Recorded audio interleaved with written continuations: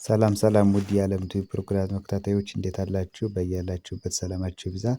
ለዚህ ቻናል አዲስ ከሆናችሁ በዚህ ቻናል የአማርኛ፣ የእንግሊዝኛ፣ የሂሳብና ሌሎችም ትምህርቶች ከጀማሪ እስከ ከፍተኛ ላሉ ተማሪዎች እያስተማርን እንገኛለን። የምናስተምርበት የትምህርት አማራጭ ኢሞ፣ ቴሌግራም፣ ዋትሳፕ፣ ጎግል ሚት እና ሌሎችንም የሶሻል ሚዲያ አማራጮች እየተጠቀምን ከጀማሪ እስከ ከፍተኛ ላሉ ተማሪዎች እናስተምራለን። ስለሆነም መማር የምትፈልጉ ታች ላይ ባለው ስልክ ኢሞ፣ ቴሌግራም ወይም ደግሞ ዋትሳፕ ላይ በመደወል ተመዝግባችሁ ትምህርታችሁን መከታተል ትችላላችሁ ማለት ነው።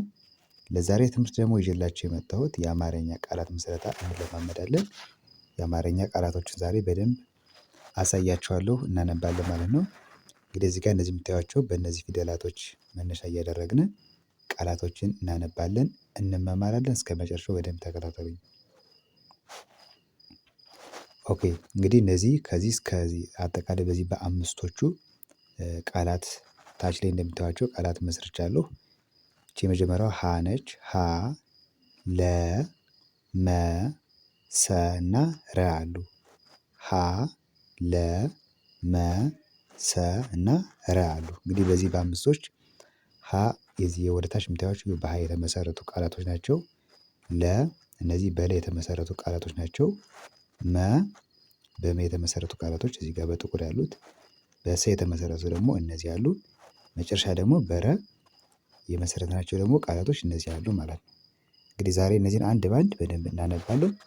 በደንብ ተከታተሉኝ። ኦኬ አሁን መጀመሪያ ከሀ እንጀምራለን። ሀ ብለናል። እቺ እናነባለን። ሀገር ሀገር ይላል። እንግዲህ መጀመሪያ እንደምታዩት በሀ ነው የጀመርነው። ቀጥላ ገ አለች፣ መጨረሻ ላይ ር አለች። ር ማለት የረ ቤተሰብ ስድስተኛ ላይ የምናገኛት ፊደል ነች። ስለዚህ ምን ይላል? ሀገር ሀገር ይላል። ኦኬ ወደ ሁለተኛው ስንሄድ ደግሞ እዚህ ጋር ሀሳብ ሀሳብ ይላል። ሳ ማለት የሰ ቤተሰብ አራተኛ የምናገኛት። ሰ ሱ ሲ ሳ ስንል አራተኛ የምናገኛት እቺ ሳ ትባላለች። ብ ማለት ደግሞ ከበ ውስጥ ስድስተኛ ላይ የምናገኛት ፊደል ብ ትባላለች። ስለዚህ በአንድ ላይ ስናነበው ምን ይላል? ሀሳብ ይላል። ኦኬ እዚህ ጋር ደግሞ ሀብት ብ ማለት እንደነገርኳችሁ ስድስተኛ የበ ቤተሰብ ብያችኋለሁ። ት ደግሞ ስድስተኛ የተ ቤተሰብ ነች። ስድስተኛ የተ ቤተሰብ ነች። በአንድ ላይ ምን ይላል? ሀብት እንላለን ማለት ነው። እሺ ከዚህ ጋር ደግሞ ሀምሌ ም ማለት የመ ቤተሰብ ስድስተኛ፣ ሌ የለቤተሰብ አምስተኛ። በአንድ ላይ ይሄ ምን ይላል? ሀምሌ ይላል። ኦኬ ከዚህ ጋር ደግሞ ሀሙስ ሙ ማለት የመ ቤተሰብ ሁለተኛ ነች። ስ የሰ ቤተሰብ ስድስተኛ ነች። በአንድ ላይ ሀሙስ ይላል። እሺ ከዚህ ጋር ደግሞ ሀምሳ ም ማለት የመ ቤተሰብ እንደነገርኳችሁ እዚህ ጋር ይቺ የመ ቤተሰብ ስድስተኛ ነች። ሳ ደግሞ የሰ ቤተሰብ አራተኛ ነች። በአንድ ላይ ምን ይላል? ሀምሳ ይላል ማለት ነው። ኦኬ ይቺ የመጨረሻ ደግሞ ሀቀኛ ቀ የመጀመሪያ ፊደል ነች። እኛ ደግሞ የኛ ቤተሰብ አራተኛ ነች። ሀቀኛ እንግዲህ እንዲህ እያደረግን በሀ መመስረት እንችላለን ማለት ነው። በጣም ብዙ ቃላቶች መመስረት እንችላለን። እኔ ግን ያው እንደ መማሪያና እንደ መግቢያ እንዲሆናችሁ ነው እንጂ እንደዚህ ይዤ የመጣሁ በሀ የሚመሰረቱ ቃላቶች እነዚህ ብቻ ሆነው አይደለም። ስለዚህ ምን ያለው ሀገር፣ ሀሳብ፣ ሀብት፣ ሀምሌ፣ ሀሙስ፣ ሀምሳ እና ሀቀኛ የሚሉትን በሀ ቃላት መስርቼ አሳይቻችኋለሁ ማለት ነው። አሁን ደግሞ ወደ ለ ደግሞ እንመጣለን። ለ እቺ ደግሞ ማለት ለ ነች። ለምሳሌ እዚህ ጋር ምን ይላል? ለበሰ እና የሶስቱም የመጀመሪያ ፊደላቶች ናቸው። ለበሰ ሲል ለውጥ ለ የመጀመሪያ ፊደል ነች። ው ደግሞ የወ ቤተሰብ ስድስተኛ ነች። ጥ የጠ ቤተሰብ ስድስተኛ ነች። በአንድ ላይ ለውጥ ይላል። ኦኬ ለመነ እነዚህ ሶስቱም የመጀመሪያ ፊደል ናቸው። ለመነ ለቀቀ ለቀቀ ለቀቀ። ኦኬ ከዚህ ጋር ደግሞ ለቀመ ለቀመ ለቀመ። ለካ ለካ። ከዚህ ጋር ካ ማለት የከ ቤተሰብ አራተኛ ነች።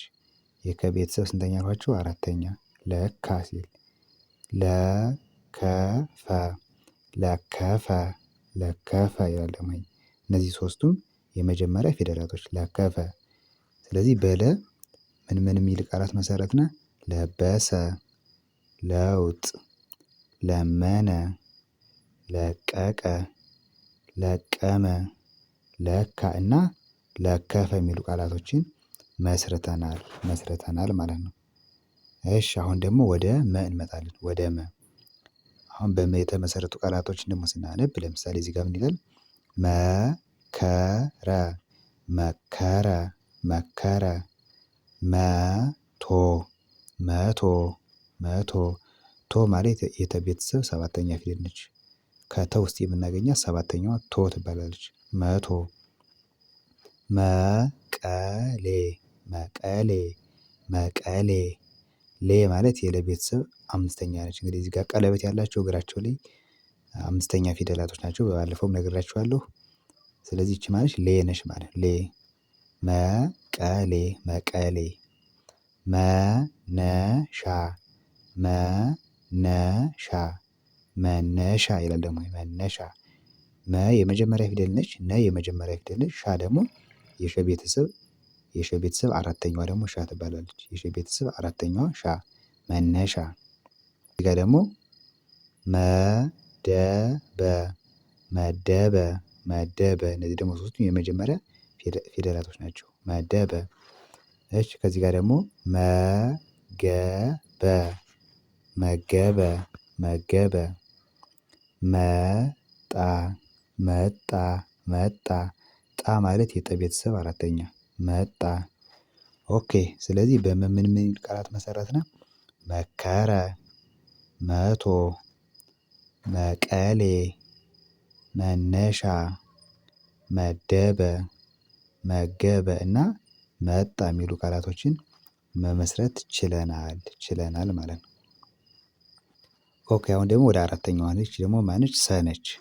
ሀ ለ መ አሁን ሰ ደርሰናል። ሰ ቃላቶቹ ስናነብ ይሄ ምን ይላል? ሰላም ሰላም ሰላም። እንግዲህ ብዙዎቻችን ይቺን ቃላት እናውቃታለን። ብንማርም ባንማርም ብዙ ጊዜ እንዴት ቃላቶችን የተለመዱ ናቸውና ሰላም የምትለዋ ያው አትከብዳችሁም ብዬ አስባለሁ። እዚህ ጋር ሰ እንደምታዩት የመጀመሪያ ፊደል ነች። ላ ደግሞ የለ ቤተሰብ አራተኛ ነች። ም ደግሞ የመ ቤተሰብ ስድስተኛ። ስለዚህ ምን ይላል? ሰላም ይላል። ሰራ ሰራ ሰራ። ራ ማለት የረ ቤተሰብ አራተኛ።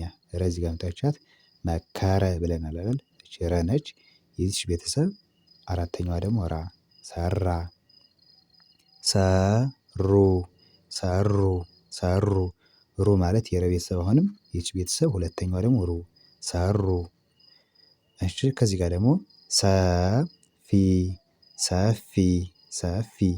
ፊ ማለት የፈ ቤተሰብ ሶስተኛ ነች። ፈ ፉ ፊ ሶስተኛ ሰፊ። እሺ ከዚህ ጋር ደግሞ ሰለለ ሰለለ ሰለለ። ሁለቱ ለ ይቺም ለ ተመሳሳይ ናቸው። እዚህ ጋር የምናያት የመጀመሪያ ፊደል ነች ለ ማለት ሰለለ። ሰራች ሰራች። ራ ማለት የረ ቤተሰብ አራተኛ ብያቸዋለሁ። ቀደም ብዬ ነግሬያቸዋለሁ። እዚህ ጋር ሰራ ስል ች ማለትም ደግሞ የቸ ቤተሰብ ስድስተኛ ነች። ስድስተኛ የቸ ቤተሰብ ች ትባላለች። ሶ ይህ ምን ይላል? ሰራች። እሺ ከዚህ ጋር ደግሞ ሰቀለ ሰቀለ ሰቀለ ይላል ማለት ነው። እንግዲህ በሰ የመሰረትናቸው ቃላቶች ምንም ይላሉ? ሰላም ሰራ ሰሩ ሰፊ ሰለለ ሰራች እና ሰቀለ የሚሉ ቃላቶችን መስርተናል ማለት ነው። መስርተናል። እሺ አሁን ወደ መጨረሻዋ ስንሄድ ደግሞ ይቺ ደግሞ ረ ብለናል። ረ ቃላቶቹን ስናይ ደግሞ ረዘመ ረዘመ ረዘመ